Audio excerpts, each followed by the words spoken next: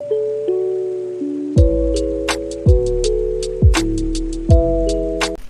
Everyone, my name is doctor Priyanka सावकार नवले और मेरा clinic world class dental clinic ये पुणे के एफसी रोड पे लोकेटेड है।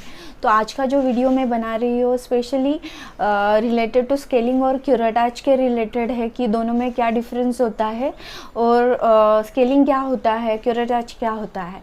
तो ये मैं 3 पार्ट में बनाने वाली हूँ। तो पहला पार्ट है कि स्केलिंग क्या होता है, दूसरा पार्ट रहेगा कि क्यूरेटाच क्या होता है और तीसरा पार्ट दोनों में बेसिक डिफरेंस क्या है। तो स्केलिंग ये एक प्रोसीजर है। जब भी आप डेंटल क्लिनिक में जाते हो तो यूजुअली डेंटिस्ट आपको एडवाइस करते हैं कि कुछ दांतों में क्लीनिंग करना रिक्वायर्ड है, उस प्रोसीजर को स्केलिंग बोलते हैं। ये अल्ट्रासोनिक स्केलर से किया जाता है। अल्ट्रासोनिक स्केलर एक इंस्ट्रूमेंट होता है जिसके साथ वाटर सप्लाई अटैच होता है। ये वाइब्रेशंस क्रिएट करता है, जिससे वाइब्रेशन और पानी के साथ दांत का सरफेस जो अगर उस पर प्लाक जमा हुआ है या टाटा जमा हुआ है तो वो निकलने में आसानी हो जाती है। तो ये स्केलिंग के बारे में हुआ। सेकेंड पेशेंट का क्वेश्चन होता है कि स्केलिंग में एनेस्थीसिया रिक्वायर्ड होता है क्या और ड्यूरेशन क्या होता है। स्केलिंग में यूजुअली एनेस्थीसिया रिक्वायर्ड नहीं होता, ये पेनलेस प्रोसीजर है और ड्यूरेशन डिपेंड करता है आपके दांतों के ऊपर कितने स्टेन्स हैं। अगर किसी पेशेंट में बहुत ज़्यादा स्टेन्स है तो उनको थोड़ा ज़्यादा टाइम लगता है। नॉर्मली स्केलिंग का प्रोसीजर 20 मिनट्स के अंदर ख़त्म हो जाता है। फिर इंडिकेशंस क्या होते हैं, स्केलिंग की कौन से पेशेंट्स में करना चाहिए। जिन पेशेंट के मुंह में बहुत ज़्यादा प्लाक जमा हुआ है, जो सॉफ्ट डेब्रिस होता है, उन केसेस में हम स्केलिंग रिकमेंड करते हैं। कभी कभी ये सॉफ्ट डेब्रिस हार्ड डेब्रिस में कन्वर्ट हो जाता है, जिसको टार्टर या कैलकुलस बोलते हैं।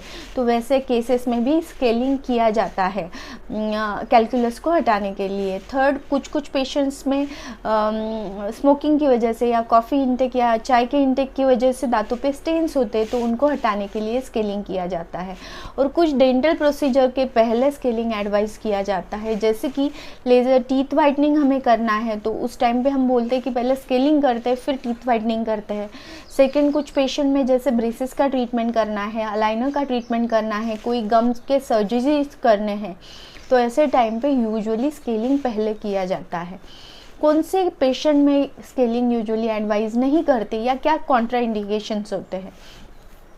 स्केलिंग नॉर्मली जो पेशेंट्स जिनको अस्थमा है या जिनमें इंस्ट्रक्शन हम जब देते हैं तो वो समझ नहीं पाते, मेंटली या फिजिकली डिसेबल्ड कुछ पेशेंट्स होते हैं, तो उनमें जिनमें एपिलेप्सी का प्रॉब्लम है, ऐसे केसेस में यूजुअली स्केलिंग अवॉइड किया जाता है।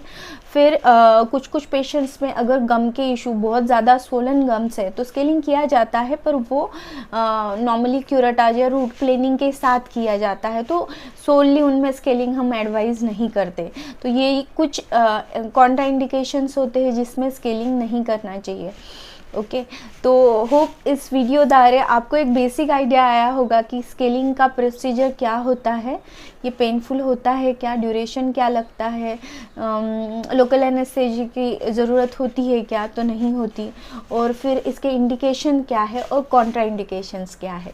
मेरा चैनल ज़रूर लाइक कीजिए, सब्सक्राइब कीजिए। अगर आपको कुछ भी डाउट है आप मुझे पूछ सकते हो।